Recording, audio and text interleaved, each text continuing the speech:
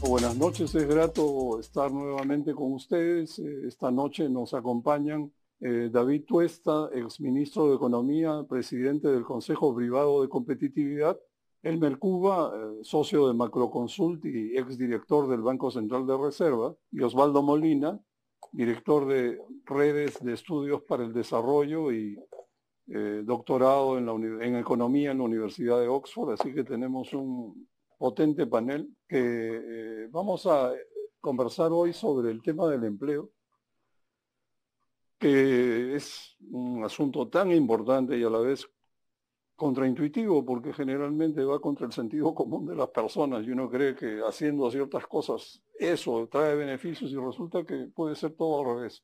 Pero primero, quisiera preguntarle a David, ¿cómo ves el impacto de la guerra en Ucrania sobre la economía peruana? ¿Eso nos va a traer dificultades en los siguientes meses? Bueno, creo que primero que nada, buenas noches.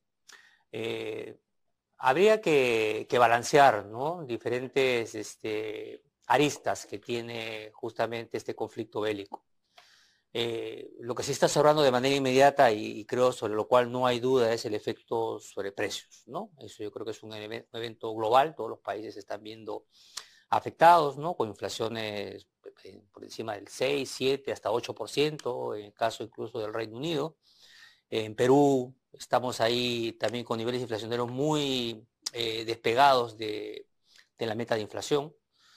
Esto complica justamente las decisiones y las políticas que tienen que tomar los bancos centrales. Entonces yo creo que ahí tenemos un elemento claro, pero lo que no queda claro es la forma cómo los bancos centrales van a ir reaccionando, ¿no? Hay diferentes aspectos y todo va a depender también de los balances que se hagan de este shock de oferta, pero con otros que ha habido por el lado de demanda. Y luego está la parte de impacto económico, ¿no? Ahí por el momento, digamos, tenemos un impacto positivo de lo que son el precio de los commodities.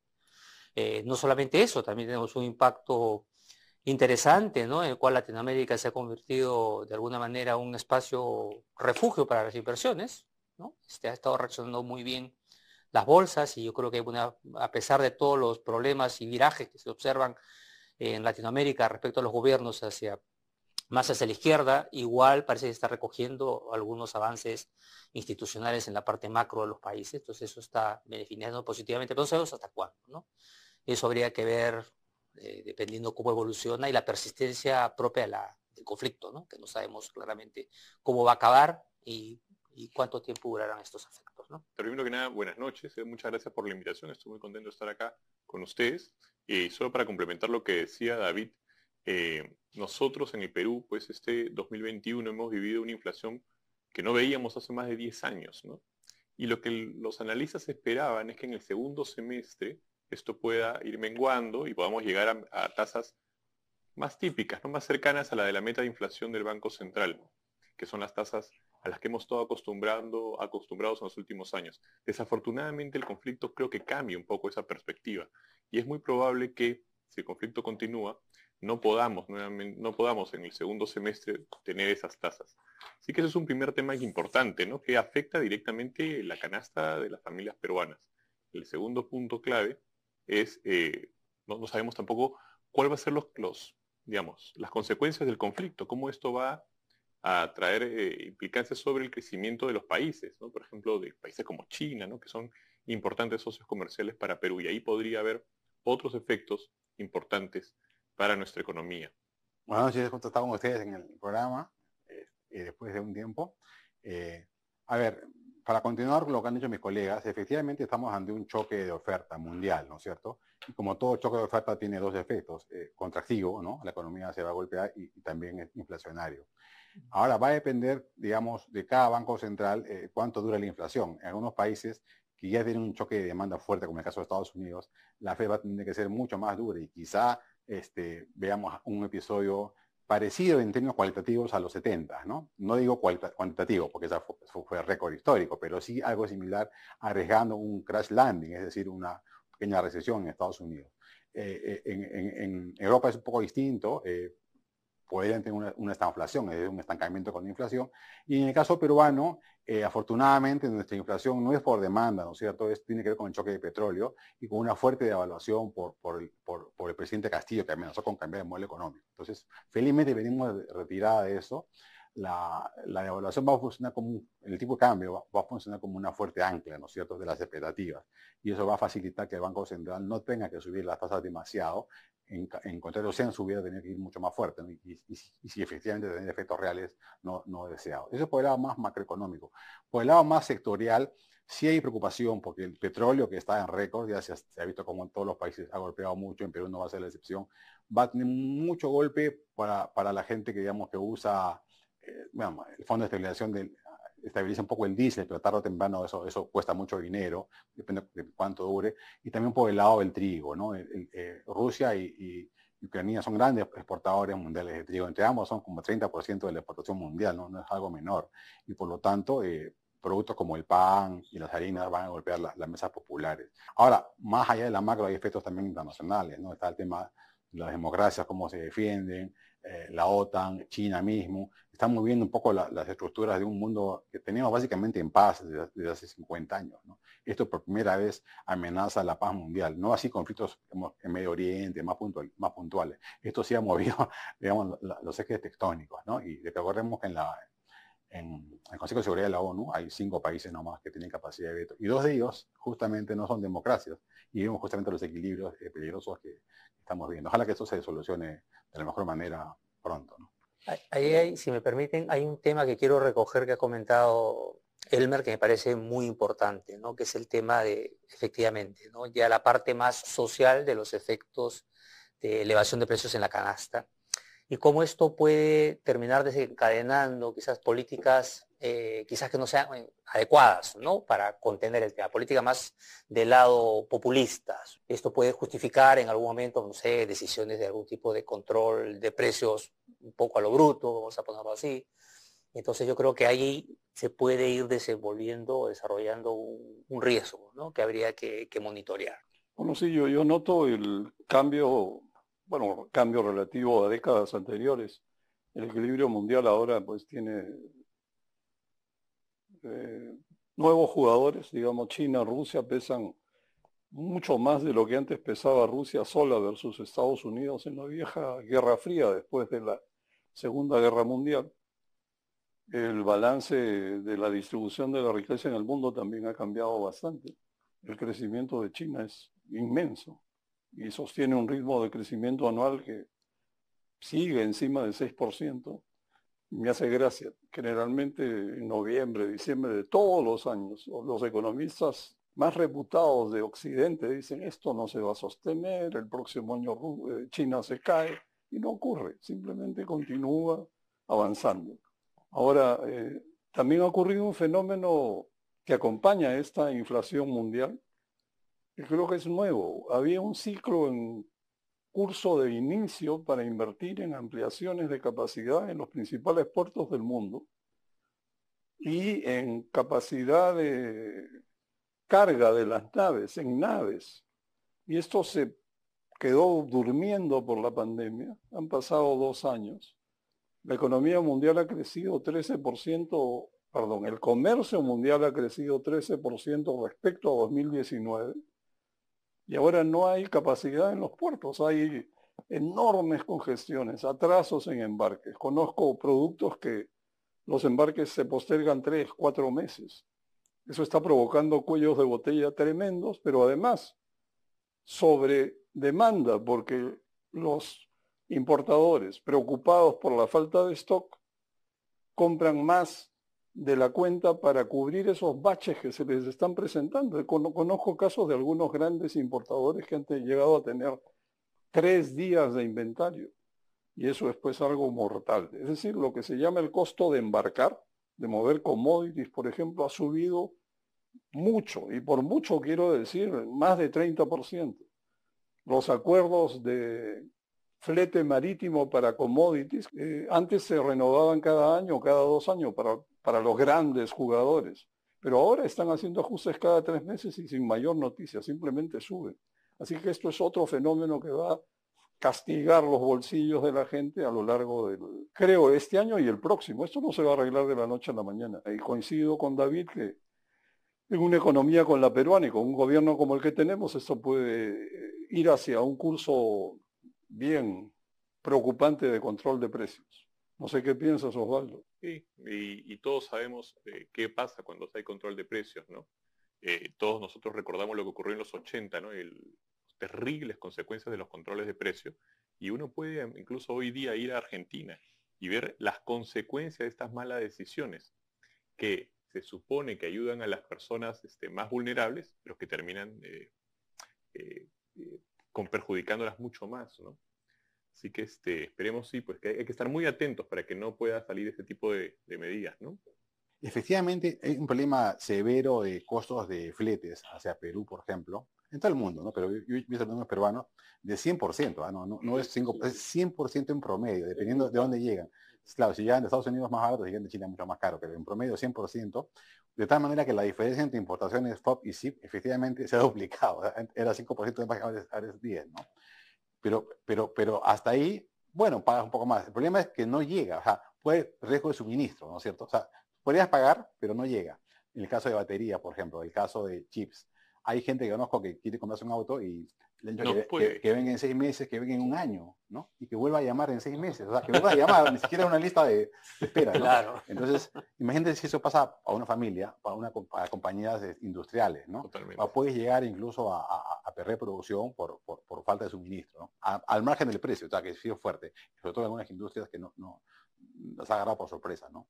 ¿Cómo ven el rol que puede jugar el ministro de Economía en medio del gabinete que conocemos? Bueno, yo creo que el ministro Graham tiene un escenario bastante complicado, ¿no? A ver, primero que nada, yo creo que él claramente sabía dónde se estaba metiendo, ¿no? Yo creo que ya este gobierno había dado bastantes señales respecto a cómo gestiona, ¿no? Decisiones importantes, ¿no? Y la gestiona mal, es como lo hemos estado viendo, ¿no? Una consistencia también que hemos venido apreciando es la incoherencia, valga ahí el oxímoron, de, de cómo se compone su gabinete, ¿no? Digamos, no hay una línea clara, ¿no? Al menos en políticas centrales, ¿no? Que debiera tener este gobierno. Entonces tienes, por ejemplo, claramente un ministro vamos a decir, de primera, como es el ministro de Economía, Graham, con mucha experiencia trabajando en el sector público, la cartera del Banco Central, trabajando en temas financieros durante bastante tiempo, conoce el sector. Yo creo que él tiene los conceptos claros, ¿no? Respecto a lo que significa una buena gestión de política económica, pero tiene que lidiar en una mesa con compañeros de carpeta que tienen una visión completamente distinta, ¿no? Y que juegan claramente a digamos, las oportunidades políticas que tiene, pensando fundamentalmente en el caso del Ministerio de Trabajo, por ejemplo, donde al menos en los primeros meses, o las primeras semanas, perdón, ese ministerio ha venido ganándole la partida, ¿no? Rápidamente posicionando el tema, por ejemplo, de esta ley de prohibición para tercerizar, y el impulso claro que tienen respecto al tema de la Agenda 19, que de hecho han estado promocionando ya, señalando cuáles son los objetivos que han cumplido, que están al 50% de esa agenda y que van a seguir con ello. Entonces tiene un reto ahí claramente en el ámbito político, ¿no? Entonces ahí es cómo va a lograr posicionarse, cómo va a lograr ganarse la confianza para que le hagan caso, ¿no? Yo creo que eso es muy importante, ¿no? El peso específico que pueda lograr tener dentro de un gabinete muy complejo. ¿Tú dirías que a lo largo de los últimos 3, 4 años el MEF ha ido perdiendo este peso específico que tradicionalmente todos le reconocíamos? A ver, digamos, yo creo que para ponerlo claro, ¿no? Digamos, después del caos que significó la década de los 80, evidentemente el Ministerio de Economía tomó un peso importante porque el punto central de tu agenda era construir tus instituciones económicas, ¿no? Yo creo que eso a lo largo del tiempo, digamos, pues sí, tienes una posición estructural importante, defines teóricamente cortas el pastel, ¿no? Del presupuesto, eso de alguna manera te da un poder importante respecto a otros ministerios. Pero es cierto también que quizás dentro del propio desenvolvimiento de los aspectos o problemas económicos, políticos, etcétera, ha tenido que ceder o los presidentes, los premiers han visto la necesidad de priorizar otros temas menos técnicos. Y sí ha ido perdiendo, creo yo, de alguna manera, si comparamos de forma claramente contrasta lo que fue el Ministerio de Economía en los 90s, incluso en los primeros años del nuevo siglo, ¿no? Yo creo que en los últimos 10 años, yo creo que sí se ha ido observando, y ahora de manera mucho más clara, ¿no? Con este gobierno. Sí, bueno, en esa línea yo creo que el ministro Graham debe estar tapando muchos goles que no vemos, ¿no? Exacto. Digamos, no vemos los autogoles. No creo que meta muchos goles él porque tu equipo es malo, ¿no? Entonces él no podría estar en la delantera, que si está en la delantera te meten autogoles, tu propia gente. Entonces no esperemos goles de él, esperemos que no perder por goleada, más bien, ¿no? Entonces yo esperaría que se oponga a la mayoría de cosas que vienen de su gabinete, que deben ser de lo peor, conociendo al gabinete, ¿no es cierto? Desde la cabeza hasta el paje, ¿no? Entonces, el éxito de él va a ser justamente no perder por goleada. Esa es la realidad, ¿no? No esperemos una gran reforma, no existe el correlato en el Congreso, ni en el partido de gobierno, ni en el gabinete, ni en el presidente Castillo, para aspirar a una reforma importante, por ejemplo, en infraestructura, o en educación, o en salud misma, ¿no? No hay ese espacio, no veo digamos, alineamiento de gastos, ¿no? Pero sí muchos peligros, sobre todo de un jugador, de un defensa que tenemos que está pateando el arco a su propio arco, que es la ministra de Trabajo, como lo ha dicho David claramente. No he escuchado ninguna propuesta hasta ahora que vaya en la dirección correcta, es decir, mejorar la competitividad, mejorar la formalización. Todas van hacia atrás, ¿no? Son realmente contrarreformas que al final la paga el más pobre y la empresa más pequeña, como ha sido siempre, y ahora se agudiza. Entonces yo les deseo mucha suerte al ministro Graham, le agradezco que esté ahí, ¿no es cierto? Prefiero que esté ahí a que esté otra persona, pero en verdad debe estar escogiendo qué batallas perder y qué batallas ganar, alguna dejará perder, ¿no? Es exactamente lo que yo pienso. Él, estoy totalmente de acuerdo contigo, ¿no? En estos momentos probablemente el ministro es como un arquero y él tiene que estar ahí atajando estas pelotas que vienen y debe estar teniendo que decidir cuáles son las batallas que dar, porque debe ser muy difícil, ¿no? Luchar todas las batallas. Entonces, yo también, yo lo veo como un guardián, ¿no? De las reformas que nos costaron a los peruanos tanto. ¿No? Ustedes se acuerdan, y todos los que nos ven se acuerdan, cuánto le costó a los peruanos lograr pues, la estabilidad macroeconómica de la que hoy gozamos. Y eso es lo que está un poco en juego. Así que el ministro tiene que ser el guardián justamente de eso. Ahora, lo que sí, digo yo, un poco, igual es una lástima, ¿no? Que estemos en estas condiciones de que tengamos que defender, ¿no? Es lo que hay. Y efectivamente coincido tanto con Osvaldo como con Elmer, de que sí, hay que agradecer al ministro, digamos, de Graham, que esté ahí y tapando todo lo que puede, ¿no?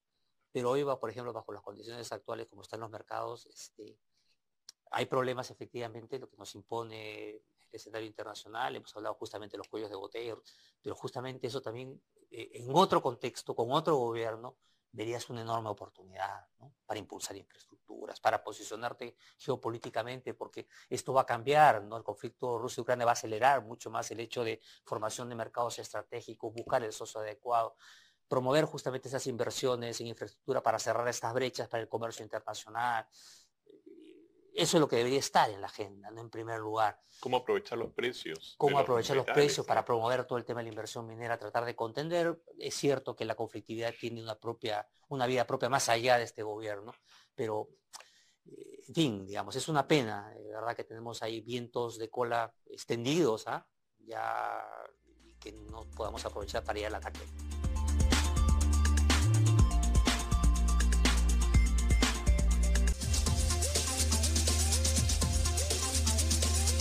Yo le agregaría un factor que me impresiona bastante, el modo de gobernar del presidente Castillo, ¿no? Me llena los ojos, pero no con satisfacción. Ver, por ejemplo, que va el primer día de colegio a un colegio en algún sitio del Perú y habla del déficit de inversiones, mencionó 111.000 millones de soles en educación, bueno, y como si ese anuncio fuera la solución del problema y como si visitar una escuela el primer día de clases fuera a solucionar el enorme problema que tenemos encima por la imposibilidad de hacer clases presenciales si las escuelas están en ruinas. Entonces, este estilo de anunciar cosas, decir, por ejemplo, que se han formado, por decir un número, 20 mesas agrarias para tratar de sacar adelante la segunda reforma agraria, como si eso sirviera para algo, ¿no?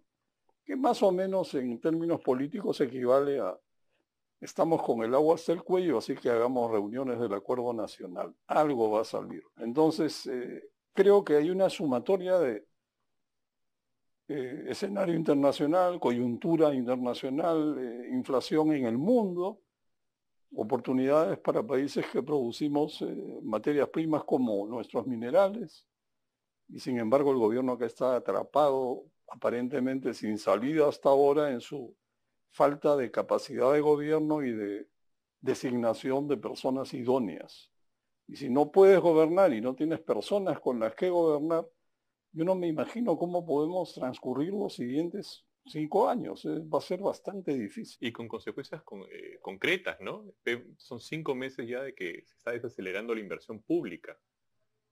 Solo en el último mes me parece que era por encima de una caída de por encima de 20-30% de inversión pública de febrero. Lo que se ha dejado de invertir, o sea, por ejemplo, este 2021 con respecto al año anterior, hubiese podido significar la construcción de más de 40 escuelas o más de 100 postas médicas. Entonces, no es menor lo que está pasando, y si a esa inversión pública le sumas el enfriamiento de la inversión privada, ¿no? Todo el mundo debe saber, ¿no? La inversión privada en el Perú es el 80% de la inversión total. Entonces, si se enfría la inversión privada, ¿no? Las proyecciones más amables es 0%, las proyecciones más duras hablan de números negativos.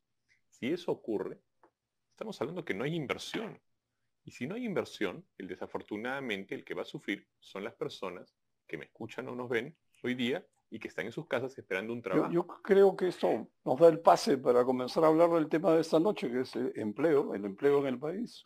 ¿Cuál es la situación y qué posibilidades tenemos de recuperar el empleo que se perdió durante esos últimos 2 años, ¿no? En general, yo diría estimular la inversión permite reactivar la economía y la creación de empleos formales e informales.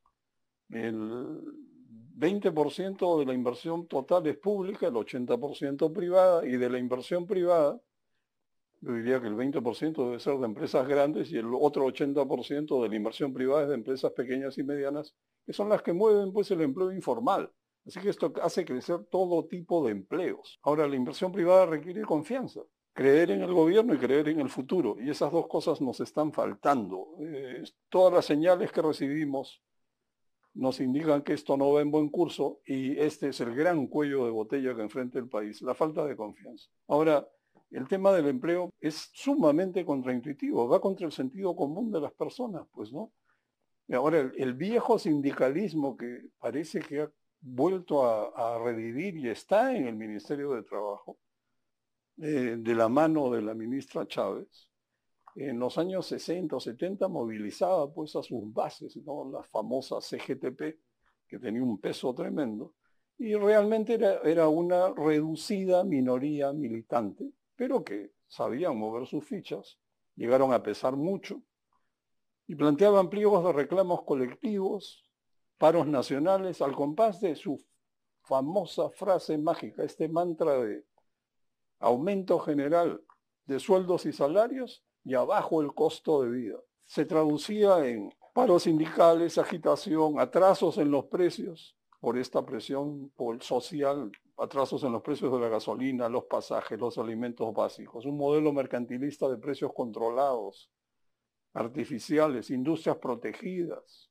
economía cerrada al comercio exterior, es decir, todo el desastre que explotó en la época del primer gobierno de Alan García y que debido a ese trauma nos permitió cambiar de modelo y entrar en los últimos 30 años en un curso de crecimiento que ahora se ha detenido. Este sindicalismo ha vuelto al Ministerio de Trabajo, lo ha capturado, y la agenda de 19 puntos que está poniendo en marcha es un pliego de reclamo del sindicalismo de viejo cuño. O sea, ¿a dónde estamos yendo?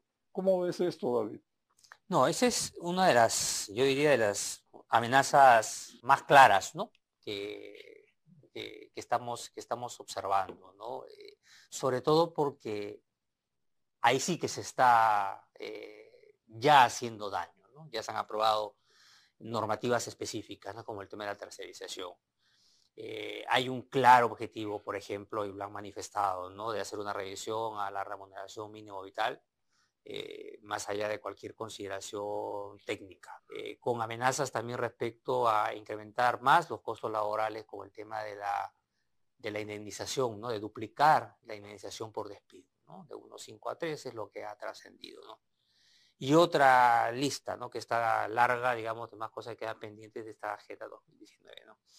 Y esta es una visión, pues, que da completamente la espalda a la realidad del país, da la espalda realmente a la mayoría de trabajadores del país, ¿no? Parece que esta agenda, y en general este ministerio, se olvida, ¿no?, de que esta es una economía particularmente informal, ¿no? Las últimas estadísticas ya dan los números por encima del 75% de nivel de informalidad laboral. Estos sindicatos no hablan en nombre del 75%. Estos sindicatos, si hice bien los números en su momento, representa al 0,5% de la PEA ocupada, ¿no? Y creo que no llega ni al 2% de la PEA ocupada formal. Entonces, no representa nada, y claramente además ha señalado la propia ministra, ¿no?, que esta agenda descansa en los pedidos, reclamos de los sindicatos, es lo que ha dicho claramente. O sea, no está viendo por el resto de personas que aspiran, que ya es complicado, digamos, acceder a un empleo formal, pero ese sueño, digamos, esa aspiración, pues queda completamente trucada con este tipo de medidas, ¿no? Los costes laborales en el Perú superan citando básicamente una institución que nadie puede decir que tiene algún interés particular, como es el Banco Interamericano de Desarrollo. En el 2017 ya señalaba que los costos extras salariales en el Perú representaban cerca del 70% del salario formal. Pero si tú lo comparabas con el salario promedio que se pagaba en el sector informal, superaba el 100%. O sea, yo creo que eso te da una idea más clara de lo que significa a alguien pasar de la informalidad a hacerse formal. Y la línea, pues, difusa y fácil de traspasar, si tú les incrementas los costos, y sobre todo a la mediana y pequeña empresa, de la formalidad a la informalidad, ¿no? Yo creo que el problema central está ahí, en esa ausencia o no querer ver la realidad. Creo que es importante que las personas que nos ven entiendan que el mercado laboral peruano es un mercado muy disfuncional, y les voy a dar unos números que están muy en línea con lo que tú mencionabas, David, ¿no? Si hubieran 100 personas en edad de trabajar o buscando empleo, es decir, la PEA, 93 de ellas estarían trabajando, la PEA ocupada, y solo 42 serían asalariadas. Mira el dato que te estoy diciendo. De 100 en la PEA, solo 42 son asalariados. Es decir, un porcentaje muy importante es puro autoempleo. De esos 42, 21 serían sin ningún contrato ni derecho, y 17 tendrían un contrato temporal.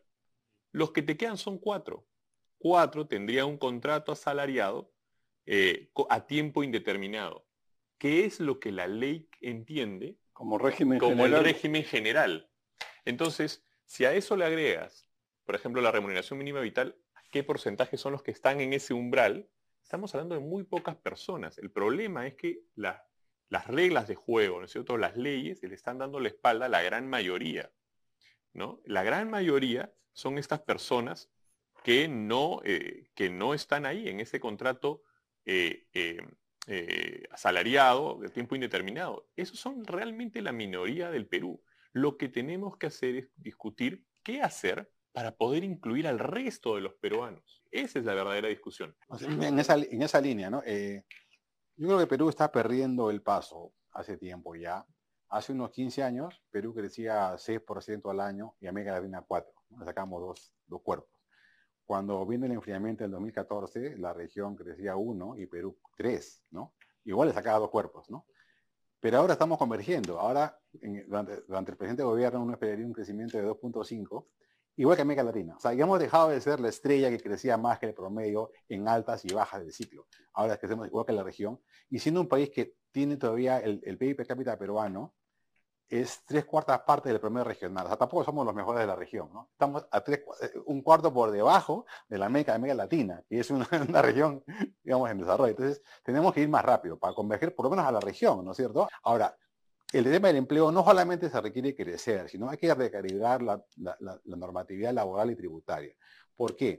Porque en país tan lindo que crecía 6% al año en 10 años, la informalidad cayó 1% al año. O sea, hay un problema acá de diseño. No solamente, porque si algunos colegas piensan que no, es un problema de crecimiento. Si crecemos, solitos nos vamos a formalizar. Eso es falso, porque hemos crecido un montón, ¿no? Y la formalización ha bajado de 80 a 70, antes de la pandemia, ¿no?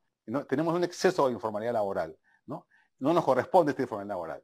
Quizás nos corresponde a un 50, ¿no? ¿Por qué digo? Porque la mayoría, esos independientes a lo que hacía alusión Osvaldo, ganan menos que el mínimo, ¿no? O sea, la mediana. Entonces, ese señor no puede ganar, por ejemplo, el mínimo. Entonces, ya está fuera de la escena por un buen tiempo. Ahí solamente queda crecer para absorberlo y por demanda laboral crezca su salario. Pero hay un mundo importante de trabajadores que ganan más que el mínimo y podrían ser formales y deciden no serlo. Una cosa es ganar menos que el mínimo. La ley te excluyó, pues, ¿no? Es desinformado porque ganan. Pero si tú ganas 3.000 soles y tú decides ser informal, hay un problema con la legislación. Entonces, hay que recalibrar la normatividad laboral para la pequeña empresa y también la tributaria. Una suerte de combo, ¿no? De combo formalizador para poder meter a este grupo de personas a la formalidad, que incluye además informales en empresas formales. También hay un tema ahí de evasión y de enforcement por parte de SUNAFIL y sobre todo, tiene nombre probado, pero informal en el Perú está fuera de Lima, está en microempresas y está en los servicios. Ahí, si enfrentamos eso, podemos realmente comenzar a cambiar los números. Y hay muchas ideas, y están encima de la mesa. Lo que pasa que nadie toma esa batalla. El Ministerio de Trabajo está capturado por la CGTP, buena minoría. Es como decir que el Ministerio de Educación está capturado por el SUTE, ¿no? O sea, minoría. El Congreso está en otra, incluso representa intereses informales también. Entonces, solamente queda el MEF. Y ahí tomo lo que dijo David hace un momento. El MEF se ha ido concentrando en lo fiscal, es un MEF fiscalista, ¿no? Y enhorabuena que sea así, pero ha dejado otras batallas que teníamos hace 15 años, ¿no? Cuando nos insertamos en el mundo financiero, cuando bajamos los aranceles, cuando nos lanzó un programa de competitividad. Ahora esas tareas se han dejado de lado. Tenemos que enfrentarlas con otros ministerios, ¿no? Por ejemplo, el Ministerio de Economía debe ser el principal aliado del Ministro de Educación, ¿no? Para aumentar el gasto per cápita en los alumnos. El principal de deporte, digamos, diciendo, ahí somos buenos, inflación que Chile y crecer 2%. O sea, ese resultado es posible, ¿no? Es posible tener salida más que crecer poco. Y ¿cómo se rompen esas amarras?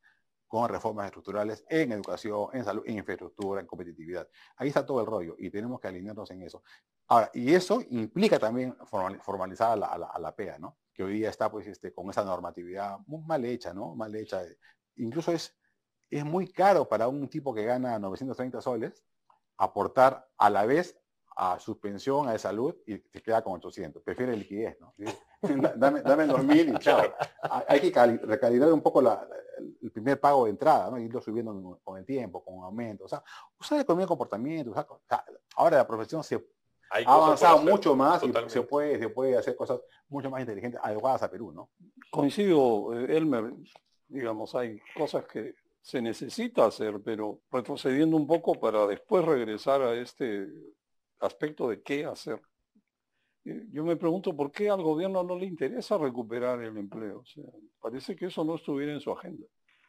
Me da la impresión que están destruyendo la iniciativa privada desde dentro del gobierno, en este caso desde el Ministerio de Trabajo, para demostrar que el modelo pues no funciona y que necesitamos cambiar de constitución y cambiar de régimen y refundar el país. Al final todo conduce al mismo lugar, ¿no? Destruir al Estado desde el gobierno y además destruir la iniciativa privada desde el gobierno.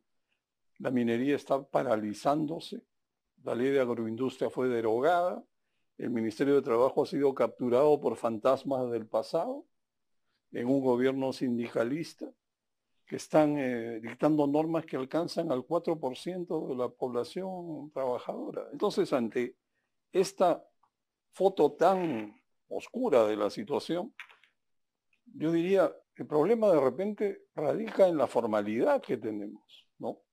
Excesivamente onerosa, que no permite ingresar, no hay movilidad. La pirámide de las empresas en el Perú es pues un desastre. Y por otro lado, ¿es posible una reforma laboral?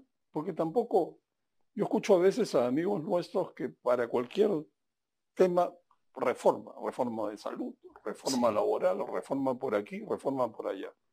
Pero a ver, haz una reforma, o sea, esto es palabras mayores. Entonces yo me pregunto, ¿es posible una reforma laboral? ¿Y es realista plantearlo o es demagógico? Es que no hay alternativa, Gonzalo. O A sea, ver, si no hacemos una reforma laboral y tributaria, sí. tenemos 80%, por decir un número cualquiera, 80% de informalidad y vamos a crecer 2% al año, se va a caer para siempre ahí, ¿no?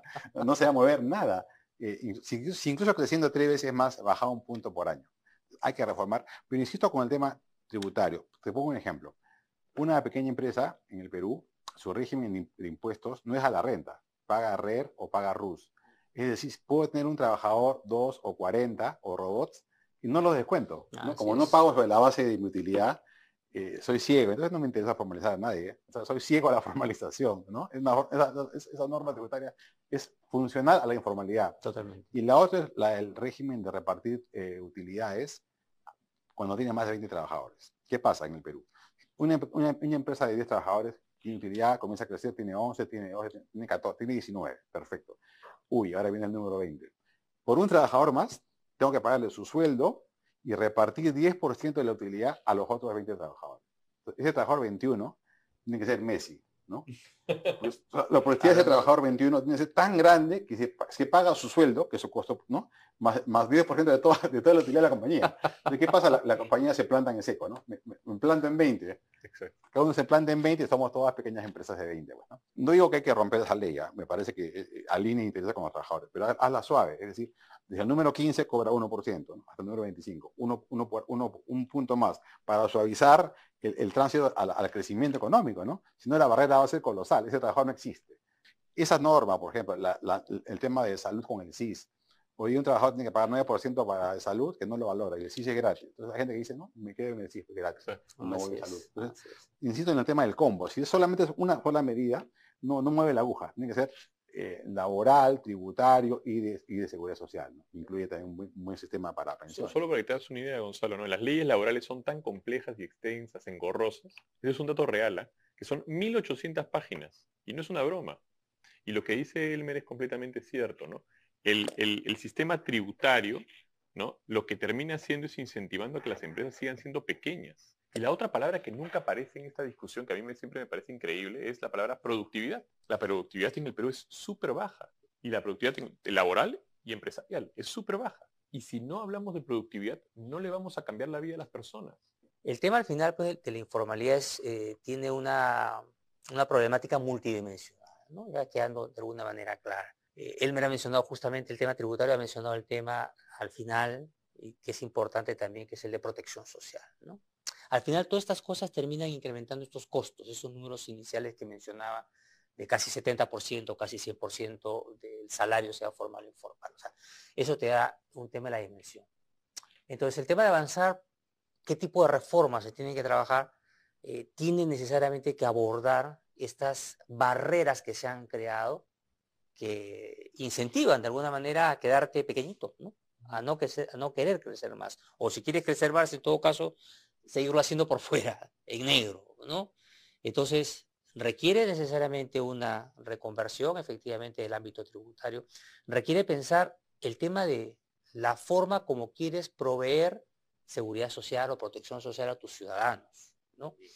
¿Por qué? Porque tú tienes ahí el tema, claramente, ¿no? Tienes un costo muy grande en temas de lo que significa costo por protección social que paga el trabajador formal y que no lo tiene gratis en el ámbito informal. Tú tienes ahí claramente un claro incentivo y que cuesta, ¿no? Y requiere abordarse pues quizás con medidas más decididas, ¿no? Como por ejemplo esta perspectiva de tratar de buscar un financiamiento por fuera de lo que significa el mercado laboral a estos temas de seguridad social, ¿no? A veces la visión fácil es, ¿sabes qué? Vamos a traer más una carga tributaria adicional. Yo creo que ese tema, yo creo que requiere un trabajo mucho más profundo y no puede ir antes de hacer un trabajo más serio respecto a lo mal que se está gastando. Entonces, eso es lo primero que se tiene que recoger, esas eficiencias para tratar de financiar un nuevo esquema de protección social.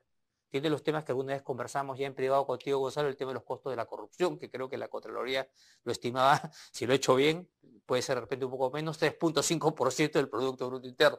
Si se pudieran sumar, ahí tendrías casi 6%, pero ahí hay algo raro, pero seguramente hay cosas que se tapan. Pero hay una cantidad importante que se tiene que ver cómo reasignar para tratar de darle mayor productividad a las empresas.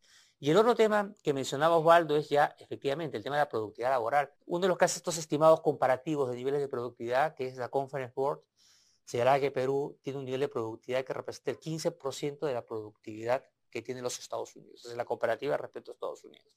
Perú está en la cola en Latinoamérica. Entonces, eso nos presenta pues una clara desventaja, ¿no?, respecto a costos altos y productividad muy baja, ¿no?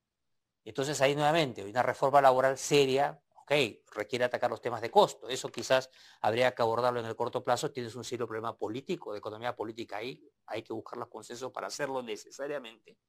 Y el otro tema es esta búsqueda de los aliados que yo creo que lo graficó muy bien Elmer, ¿no? O sea, el Ministerio de Economía, que debiera tener un aliado justamente en el Ministerio de Educación, justamente para plantear políticas, digamos, que mejoren el capital humano a largo plazo, ¿no? Este es un tema que es una agenda pendiente, hay que dejarlo bastante claro y que, bueno, por diferentes circunstancias no se ha podido aproximar.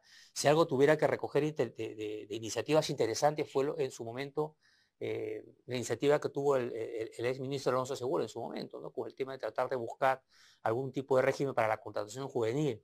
Y también lo menciono porque ya recordamos todo el problema que se generó en las calles y protestas respecto a lo que significaba este régimen, ¿no?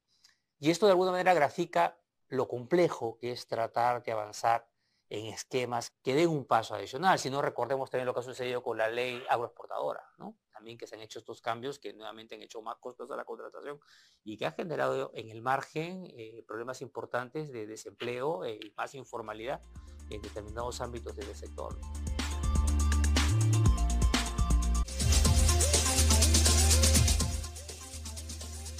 Lo evidente es que los peruanos tenemos la costumbre, los gobiernos peruanos tienen la costumbre de, en vez de solucionar los problemas, atacarlos, corregirlos, superarlos, se crean excepciones. Por ejemplo, en infraestructura, los proyectos no caminan. En vez de solucionar los problemas con gestión, se dictan normas de excepción para quitarles exigencias a algunos proyectos afortunados y estos salen adelante. Tampoco salen, pero teóricamente avanzan mejor. Por otro lado, en el caso del empleo, el régimen general no es general, atañe a una pequeña fracción de los trabajadores. De general no tiene absolutamente nada. Mucho más general sería un buen régimen de MIPES, por ejemplo, que tendría costos laborales no salariales, no de 70, que son impagables aquí y en cualquier país del mundo, sino como en Chile, por ejemplo, 30%. De hecho, Alan García dictó esta norma de la ley MIPES que tenía un costo laboral no salarial de más o menos 30%, pero el salto de 30% a 70% en el régimen general es imposible de soportar. Por eso, si una empresa tiene la mala fortuna de que le vaya bien, 21 trabajadores, se acabó el mundo, mejor me quedo chico, o me parto en dos, o en negro. Prefiero ser enano que perder plata. Entonces, esto no ha caminado. Una idea que por sentido común me viene es, ¿por qué no generalizar el régimen de las MIPES para todas las empresas? Y que los nuevos trabajadores, los entrantes en las empresas del régimen general tengan esta batería de beneficios sociales o costos laborales no salariales, y por supuesto los que están empleados ahora no tienen por qué sufrir ninguna merma.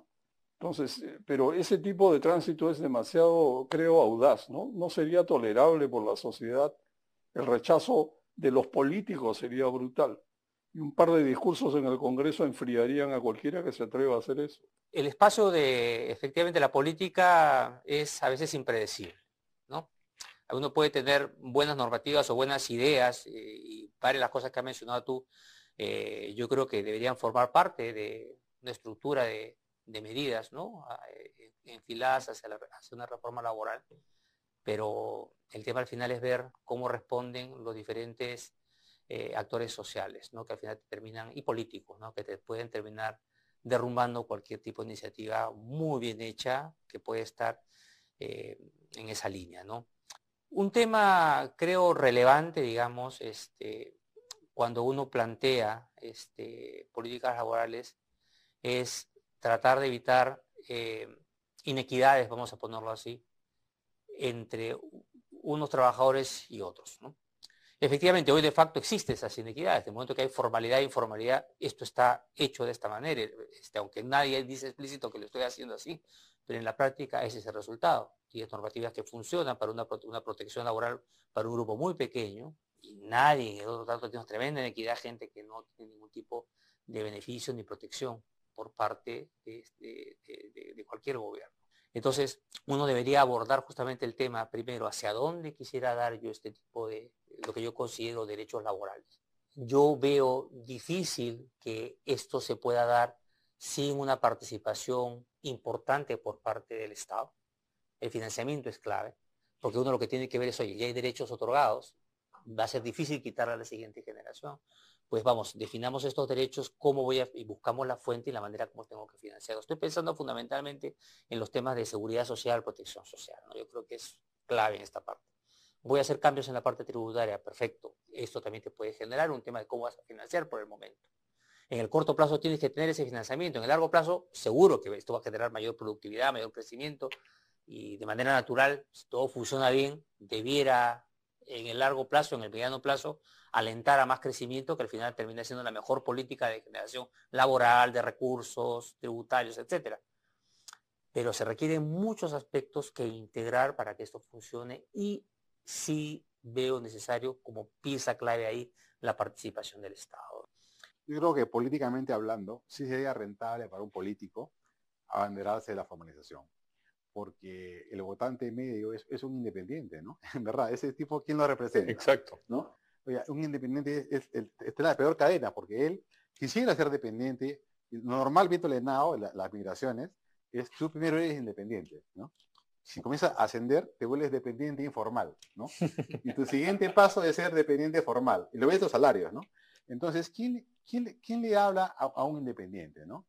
A un tipo que no va a tener nada en la vida, porque un independiente, un gafitero, digamos, ¿no? 40 años de trabajo, no va a tener pensión, también el CIS, y una vida muy precaria, ¿no? Ni vacaciones. Ni vacaciones, efectivamente, ¿no? Entonces, ¿cómo es posible que un político no represente a la gran mayoría, ¿no? Me parece, es un poco paradójico, ¿no?